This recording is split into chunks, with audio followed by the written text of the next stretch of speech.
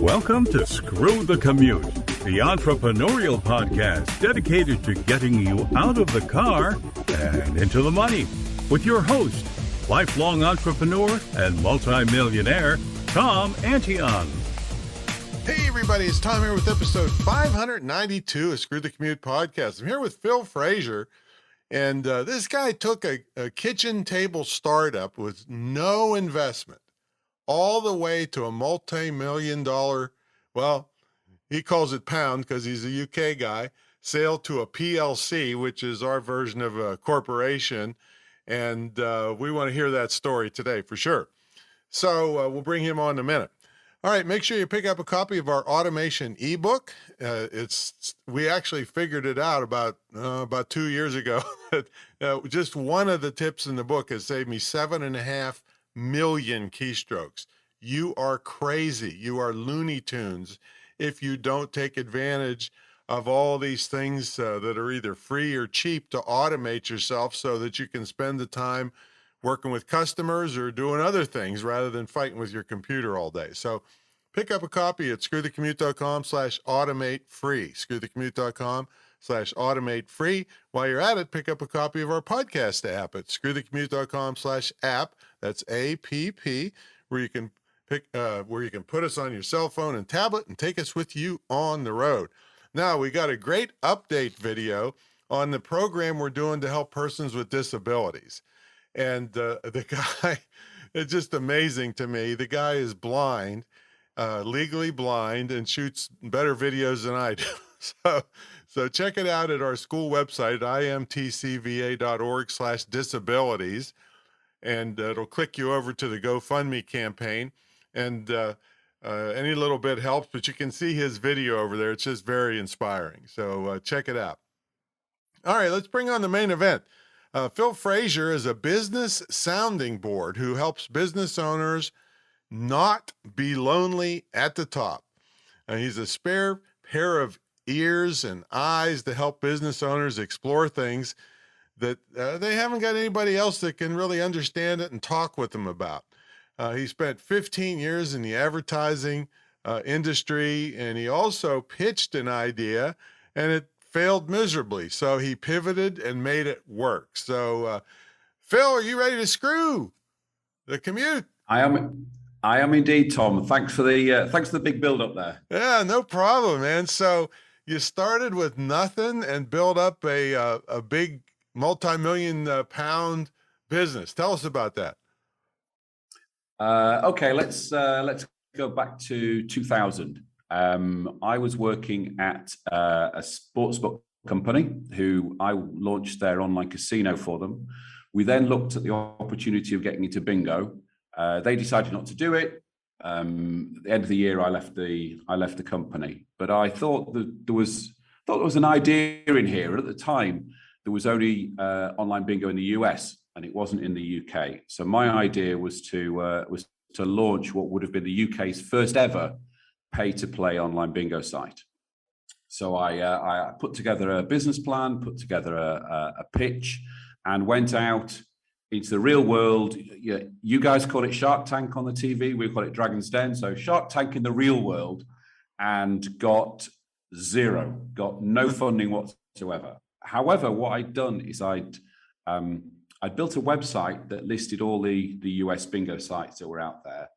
And on it had put a pop-up questionnaire to ask people about their spend habits, age, sex, frequency, recency, all those sorts of things, so that when I did my pitch, I sounded like I knew what I was doing.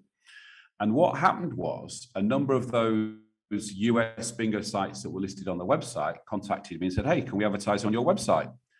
So I said, "Yes, send me some money and I'll put some ads on the website." And that was the business. That's what became the business. That's pretty amazing. So you'd never expected that. It's kind of an accidental business, huh? Exactly. And this is why I call it an accidental startup. Because I took one business out to pitch. Everybody said, "No way." And then this happened. And we thought, all right, well, I've done advertising in the past. I'll give it a go, see what happens. And it was funny actually, because at the time I was still, having failed to get the funding, I went out and looked for a proper job, got offered a proper job. And the day before I started, so the Friday before the Monday I was due to start, I went in to see them and said, sorry guys, I can't take that. I can't take that job. I've got this thing that's just starting to gain traction. I'm going to go with it, which at the time was probably stupid. But hey, screw the commute, Yeah, well, let's go for it. We don't think there's anything proper about a job. So it's okay. Yeah. So then what happened? So we sort of started pushing it and started to go out to the market. And we were lucky that the online bingo market was growing. So we had new clients coming on board all the time. And awareness of online bingo was growing. So who's we? Who's we? So that's okay. So the we is myself and my wife. Okay. And that's it. That's it. She was the CEO. I was the operating officer. So she was the boss. Okay. And as the market grew, we took on some freelancers and sort of spread out a bit, and the industry kept growing. And then 5 years in, and we were still working from home at this point, and 5 years in, our main freelancer came to me and said, look, I'm getting a proper job. And that was sort of, in poker terminology, that was our stick or twist moment. What do you do now? So working for you wasn't a proper job, I guess. Yeah, absolutely, yeah. So I think those people who are out there who freelance, it's brilliant when it's going good, and it's very feast or famine, I think. Yeah. And I think some people just go, hey, do you know what? Let's just take 9 to 5. So this guy, because he quit, it made us sort of think, what do we do next? And we got our local area were doing some free business consultancy. So we got a guy in and sort of very tentatively sort of showed him this thing we'd grown that we never really thought was a real business. It was just, it seemed to be going okay. And we sort of tentatively showed it to him and said, what should we do? And he said, go for it. Get yourself some staff, get yourself a proper grown-up office. And we did. And those people who've worked in startups, that taking on your first member of staff is a really scary thing to do. Because when it's your own business, if it goes well, fantastic. If it goes badly, hey, it's beans and potatoes for a week. When you take on a member of staff, you then start thinking, I'm responsible for their rent and their mortgage and their kids eating, and they won't have any shoes on their feet. And it's, so that's how the business, that was like the first stage of the business growth. Well, explain to people what your definition of a business sounding board. What is that? Okay, so let's go to the end of the story. So after we sold the business, when you read all these business books, they talk about startup and growth and getting bigger and bigger and selling. They don't write the next chapter.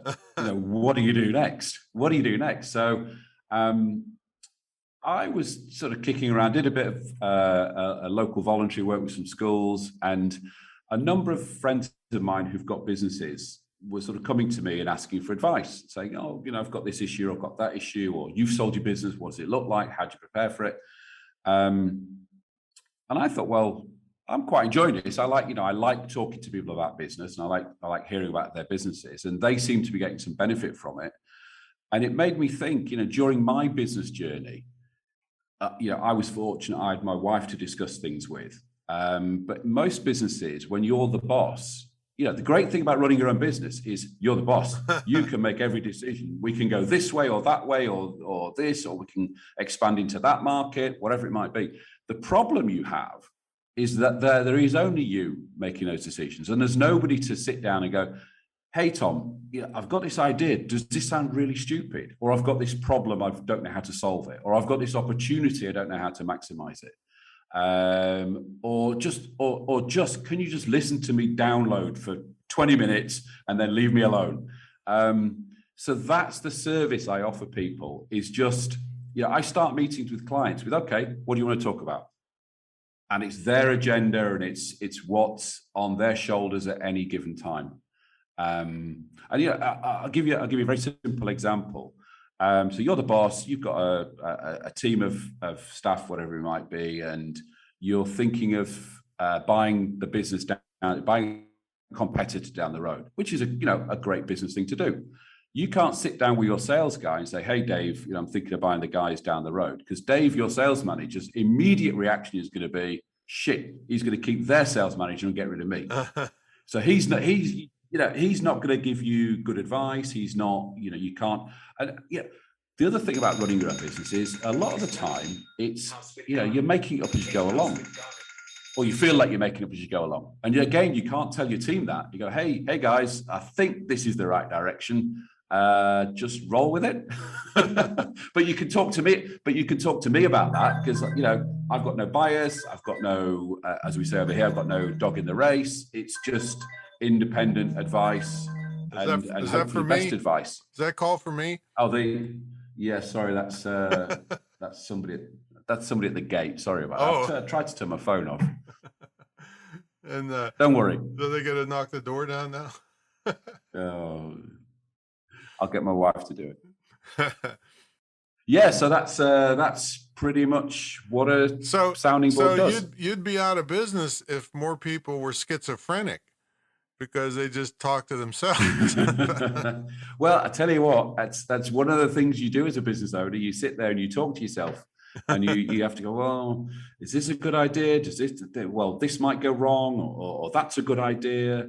And you think it's a good idea, and we'll try it. And you explain it to the team, and they'll look at you like, hey, what's this idiot talking about? That's the wrong thing to do. So yeah, it's I think it's a service that I wanted as a business owner. And I've, and clients seem to like it as well. Well, you've kind of determined that a lot of businesses, and I've seen this myself, they're like making things up as they go along, right? Oh yeah, I was doing it all the time. You as a business owner, you see opportunities. You maybe you do the research, but at some point you've got to stick or twist. You've got to make a decision. Does the strategy go this direction or that direction? And if you haven't got anybody to bounce it off, you go, okay, I'm making up as I go along. It's one of the things. I think it was one of the almost a subconscious driver when we sold our business was almost, shit, let's sell the business before people find out we're making it up. Now, we don't know what we're doing. what were some of the biggest influences in your business journey? I do a lot of reading of business autobiographies. I read a lot of business magazines. And again, this sort of feeds into the imposter syndrome thing, which was almost a driver, which was like, Phil, you do not know enough. You do not know enough, so you've got to find it from somewhere else. And now I listen to podcasts and read a lot of online stuff. But there was the company I worked for before I worked at the sports book was an ad agency that I worked at for 6 years, and they had a wonderful company culture and a brilliant way of doing business. And I took a lot of that into my business and tried to get that culture in my team. So probably my last but one employer was probably the biggest influence on me as a business owner. Well, now I don't know if you developed this strategy, but what's the FFS strategy? Okay. So most people know what FFS stands for. My FFS stands for the Fraser 5-step, which is try and simplify people putting a usable, actionable business strategy in place. So it's 5 very simple steps. All right, the first one is before you get into strategy. Before you get into that, I don't know what the FFS strategy was supposed to mean. What is it? Okay. Maybe it's a British thing, but people use it as an exclamation, for fuck's sake. Oh, Like okay, yeah, that's not real common over here. okay, well, it's a UK thing. It Yeah. doesn't translate. I'll have to find a US Well, something similar in the US. WTF is over Yeah, here. yeah. It's similar to that. Yeah, Okay. it's similar to that. So I've got the WTF strategy. Well, I use the CSI strategy, not strategy, but syndrome all the time. I don't know if they have that TV show in UK, but crime scene yeah, we've investigation. got CSI Miami and all that sort of stuff. So Yeah. I call it crappy, stupid idea. That's what my CSI. Tom, I'm going to steal that. Yeah, I'm writing you it can. down now. You can. Okay, so what is the WTF we can go, FFS? so we can go through it. So it's a Fraser five steps. Number one, a single sentence target or aim for what does perfection look like in a year's time. Okay. This is this is a planning thing. Is this what it is? Yeah. So step number one is what is perfect? What does perfect look like next year? Okay. Now that might be $1 million of sales, or it might be $1 million of profit, or it might be I've sold the business, or it might be we've now sell 200 products rather than 100 products, whatever it might be. Or I lose 30 pounds. What? Hey, not I meant money, realistic. not in money. It's the same with me. It's the same with me. We've got to be realistic about this. Oh, okay. All right. But we can use that. I tell you what, we'll use that. We'll use that as our strategy. So step number one, what does perfect look like in a year's time? Okay. Step number two is tactics. Sorry. Step number one was mission. So step number two is strategy. So what strategies are we going to put in place to deliver that mission? So in your instance, Tom, and we keep this really, really simple, couple of sentences maximum. What would your strategy be? So your strategy might be exercise more, eat less. Okay. That's the strategy to lose you 30 pounds. Got it. So we've got a mission, which is lose 30 pounds or $1 million of sales, whatever it might be. Your strategy, your top line strategy is eat more. Sorry. Eat more. Less. Yeah. I've been living that strategy my whole life. So our top line strategy is eat less, exercise more. Okay. All right. Then we get into tactics, which is a bit more specific. So, okay, so we've got two main strategy points. So let's drill down a little bit on the eat less. Okay. So let's maybe put 2 or 3 tactics in place to eat less. So we have 0 burgers.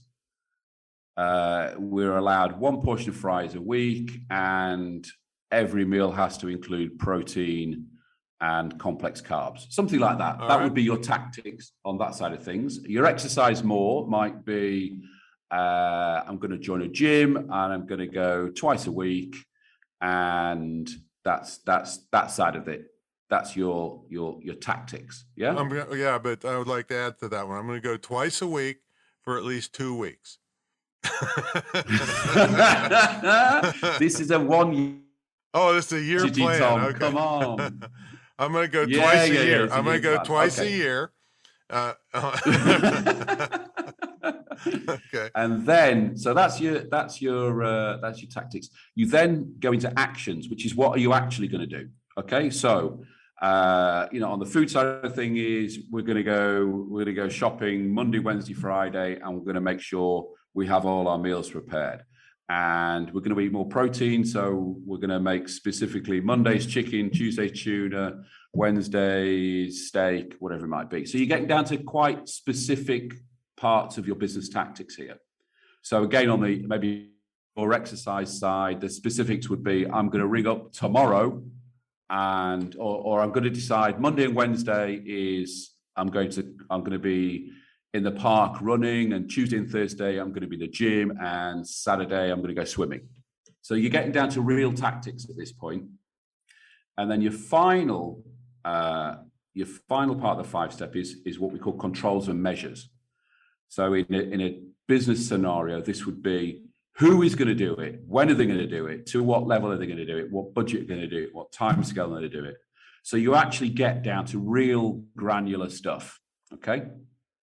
So again, you go, right, 9 o'clock, Monday morning, I'm going to be at the greengrocers. 11 o'clock, I'll be preparing dinner, so it's all ready for me to eat, so I don't eat chips and stuff when I get home. So you get down to really, really granular stuff. And then, and this is where the beauty works, you flip it all upside down and you start with those actions, those controls that now become the top.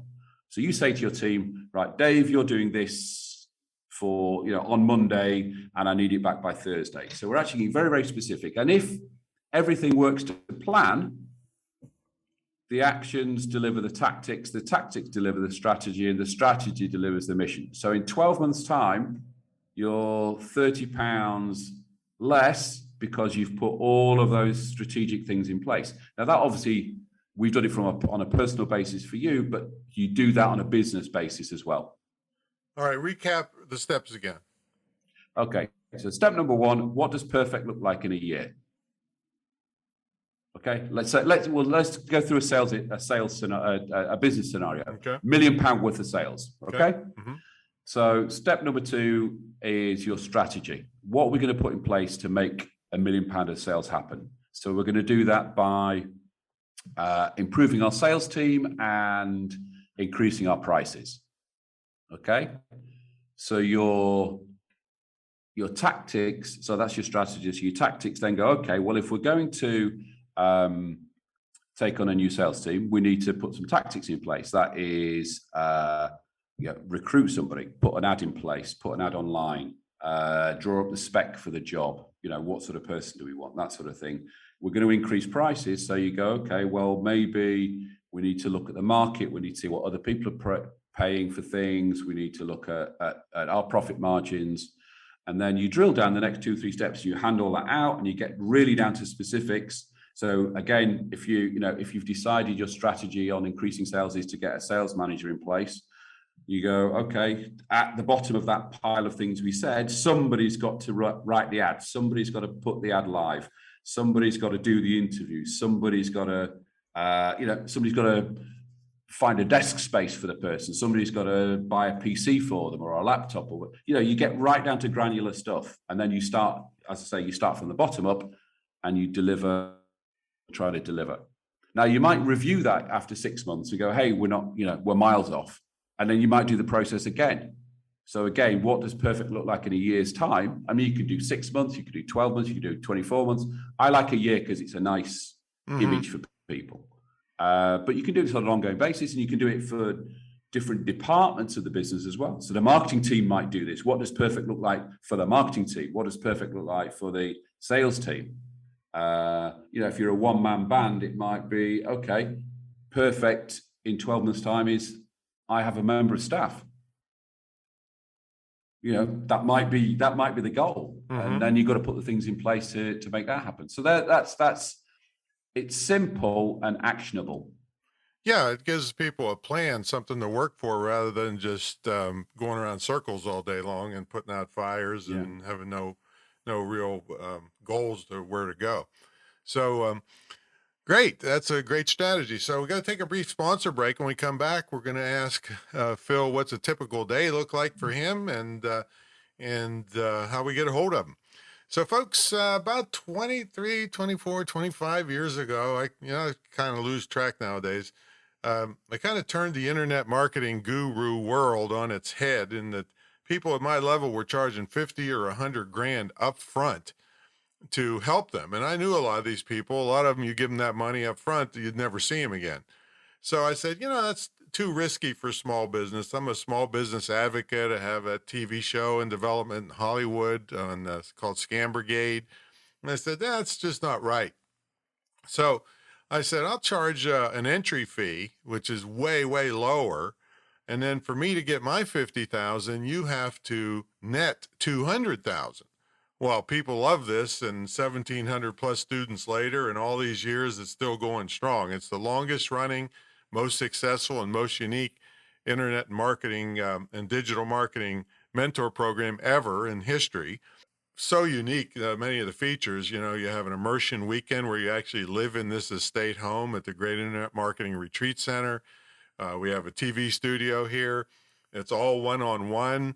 We don't put you, the only time you're in a group is 5 people at the retreat center, but the rest of the mentor program, which is at least a year, you get one-on-one attention from me and my entire staff, and you also get a scholarship to the school that we're giving those scholarships to the persons with disabilities. So there's just enormous features you can't get anywhere else. So check it out at greatinternetmarketingtraining.com, greatinternetmarketingtraining.com, and just give me a call. I mean, I'm accessible. There's no high pressure here, and we'll talk about your future online. All right, let's get back to the main event. Phil Fraser's here. He took a kitchen table startup and made a multi-million pound or dollar sale out of it to a big company. And so, Phil, what's a typical day look like for you now in your present business? Well, one of the beauties of what I do now as a business sounding board is it's now for me a lifestyle business. So it's I can dip in and dip out whenever I want. So a lot of the time I spend a lot of time actually on LinkedIn, posting about stuff, writing about stuff, commenting on other people, writing content for my website, and then as and when clients contact me, it's interacting with them. But at the same time, I can duck out. I'm fortunate now that I don't have to work. So, I might be down the gym, I might be on holiday. I mean, I'm actually speaking to you from Spain at the moment. So it's quite leisurely now, but I'm happy to crank it up as and when clients need, and I can wind it down if I need to. Well, that's beautiful. Yeah. So how do people get a hold of you? Okay, so the easiest way to get hold of me is, as I say, either check me out on LinkedIn, just Phil Fraser. Go ahead and spell it for him. Spell it for him. Okay, yeah. So it's PHIL, and it's Fraser, FRASER. So it's not spelled like Smoking Joe. Right. And if you want to check out my website, it's Phil Fraser, and it's .co.uk. It's not .com, because the .com version of Phil Fraser is owned by a guy who makes medieval costumes. So if you see sort of Robin Hood and bows and arrows and things like that, you're on the wrong site. That's not me. It's philfraser.co.uk. Well, if you like bows and arrows, and it's a good, you can look at that after you look at the real Phil Fraser site. So, well, thanks for those insights and strategies. That's really a great insight. We love lifestyle business. Yeah, I know when you were traveling to Spain, we waited till book this after you got there, and boy, lovely. You can work from anywhere. So thanks so much for coming on, Phil. It's a pleasure, Tom. Thanks for having me. Okie doke. So folks, we will catch you all in the next episode. Put those strategies into play, and maybe you'll lose 30 pounds. And that's not 30 pounds of money. That's 30 actual pounds. All right. We'll catch everybody next time. See you later.